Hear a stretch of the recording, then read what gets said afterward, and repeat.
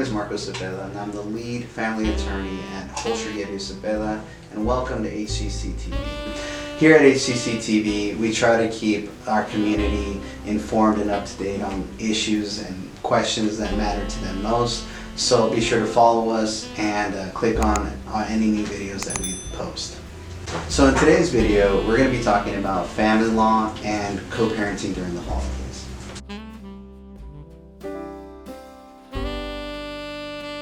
So one of the first questions that came up was, how can a good family lawyer successfully navigate a smooth process throughout the divorce? There's a couple of ways a lawyer can help do that. One of them, and it's not usually the most favored by certain clients, is being honest with them. And being honest with them about the issues and how likely they are to get certain things. Family law really hits home for a lot of people because, again, there's no really other part of the law that gets more personal than family law, because you're dealing with money and kids. So sometimes it's hard to hear the truth about certain aspects of their case. But as a family lawyer, it's important to be honest with them throughout the whole process about the end, to manage expectations depending on the situation. So that's always important for a family lawyer, is to set good expectations, realistic expectations, and be completely honest with the client.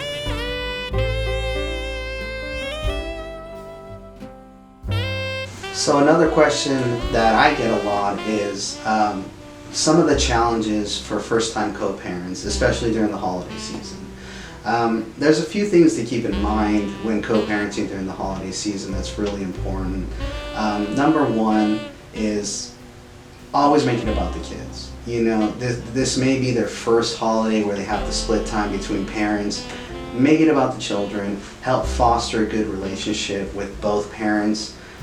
Sometimes the kids might be a little apprehensive about going with another parent. Sit down and talk to them. Point out the positives of talking to the other parent and spending time with the other parent. Another issue that comes with the co-parenting is not being on the same page with the possession and access schedule, or fighting about those kind of things. A way to alleviate those potential stressors is to, ahead of time, talk to the other parent about working out the specifics of what you guys want to do in terms of when, how, and where you guys are going to schedule the pickups and drop-offs. That really, those little details can really help out in the end. And another thing to remember is not to try and one-up each other when it comes to gifts. I see that a lot when one parent tries to outspend the other parent or get the kids better gifts.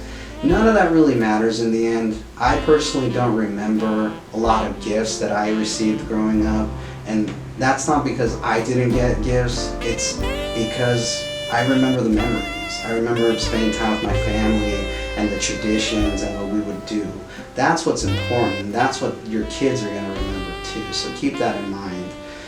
And the last thing I think that's really important to keep in mind is, just because it's your year to have the children for Christmas doesn't mean they can't talk to the other parent. I think it's always a good gesture to have the kids, to set some time apart so the kids can talk to the other parent during Christmas and just wish them a Merry Christmas. And just, it doesn't have to be too long, but just 5 minutes or so to FaceTime with them, I think really goes a long way.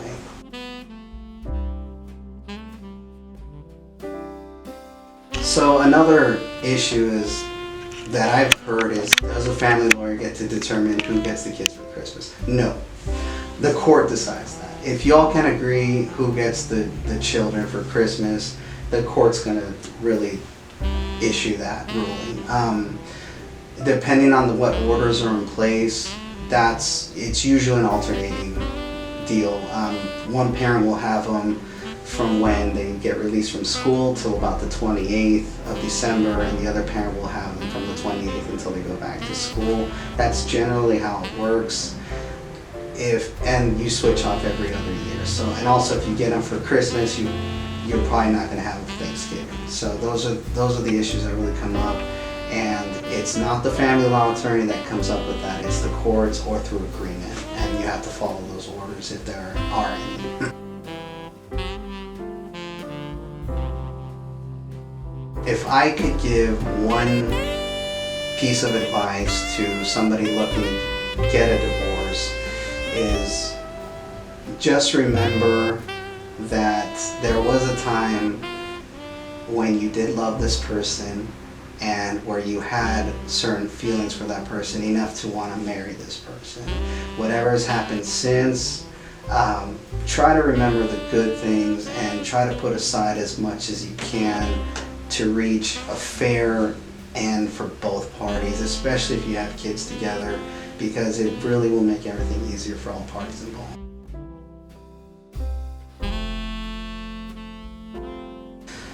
So the amount of child support that's determined in Texas depends on a few factors.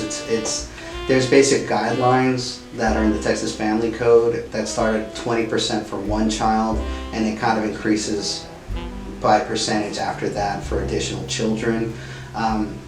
It's always about the best interest of the kids, so if you're going to deviate from those guidelines, you have to show the court why it's in the best interest of the children to deviate, maybe get more, or if one spouse doesn't make a lot, maybe pay a little bit less.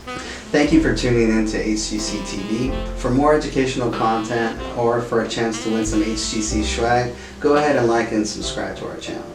This is Marco from HGC, wishing everybody a very Merry Christmas and Happy Holidays.